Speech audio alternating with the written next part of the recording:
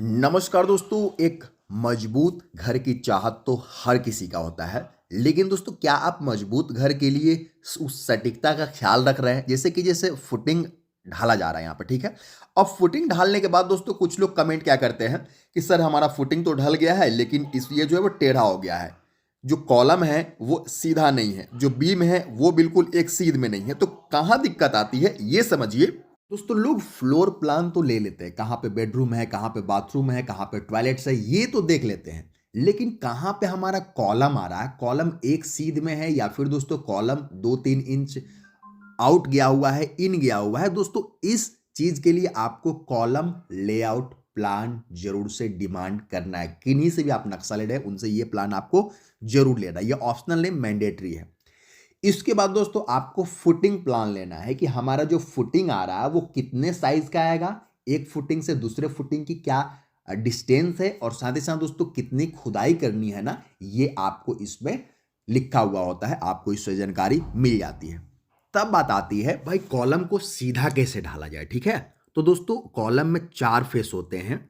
आपको दोस्तों 2 फेस में जो है प्लम्बर यानी कि जो साहुल है ना, एक इस साइड में करेंगे ना दोस्तों, 2 साइड में अगर प्लम्बर यानी कि साहुल कर लिए ना, तो चारों साइड दोस्तों जो है वो आपका सीधा है कि नहीं वो हमें जानकारी हो जाती है, ठीक है। तो साहुल से पता चलता है, ठीक है।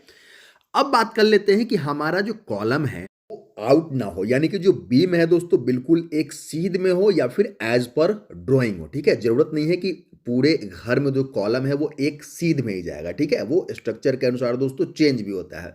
तो एज पर प्लान आपका काम हो, इसके लिए जैसे कि ये कॉलम है, ठीक है, ये कॉलम है, ये कॉलम को ऊपर हमें लाना है। इसके अलावा दोस्तों ये दूसरा कॉलम है, दूसरा कॉलम बिल्कुल एक सीध में है, ये दोस्तों वाई डायरेक्शन हो गया, ठीक है।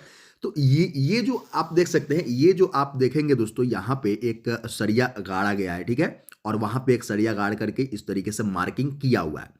दोस्तों इसी सरिया में धागा लगा करके जो है वो एक्स और वाई कोऑर्डिनेट अगर लगाएंगे ना, तो आपका दोस्तों एक पॉइंट मिलेगा जो बिल्कुल कॉलम के बीचों बीच आएगा, जिसको हम सेंटर लाइन कहते हैं। और उसी सेंटर लाइन के सहारे दोस्तों कॉलम की जो है वो पोजिशनिंग तय होती है, ठीक है। अब दोस्तों एक कॉलम से दूसरे कॉलम की जो दूरी है, ये हर कॉलम के लिए दोस्तों एक एक जो है वो पॉइंट आपको फिक्स करना होगा। जैसा कि हमने दिखाया ड्राइंग में ही सारी चीजें मेंशन होती है। ये लाइन देख रहे हैं ना, ये एक धागा के लिए जगह बनाया गया है। उस धागे का काम हमें तब तक लेना है जब तक दोस्तों आपका जो घर है ना वो प्लेन्थ बीम तक नहीं पहुंच जाता है, ठीक है। आपको दोस्तों इसी धागे की जरूरत पड़ेगी खुदाई के समय कि हमारा फुटिंग का साइज क्या होगा, ठीक है।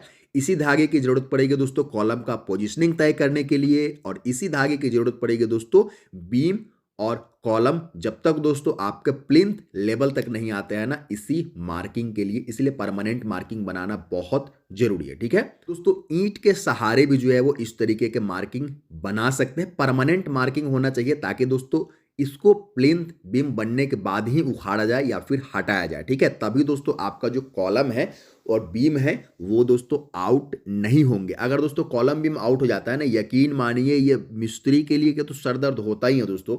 साथ ही साथ ये आपके बिल्डिंग के लिए भी बहुत गलत होता है, क्योंकि आप फुटिंग एक बार आपने गलत डाल दिया, अब फिर से आप मुझे कमेंट करके बताइए कि कितने लोग हैं जो कि फुटिंग दोबारा डलवाते हैं, कॉलम को तोड़वाते हैं।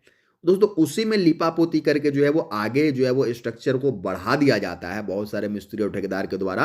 तो आप जिनसे भी दोस्तों काम करवा रहे हैं ना, आप प्लिंथ बीम तक प्लीज दोस्तों साइट विजिट कीजिए, या फिर ऐसे व्यक्ति को अपने साइट पे जरूर इनवाइट कीजिए जिनको कि हाउस कंस्ट्रक्शन की जानकारी हो।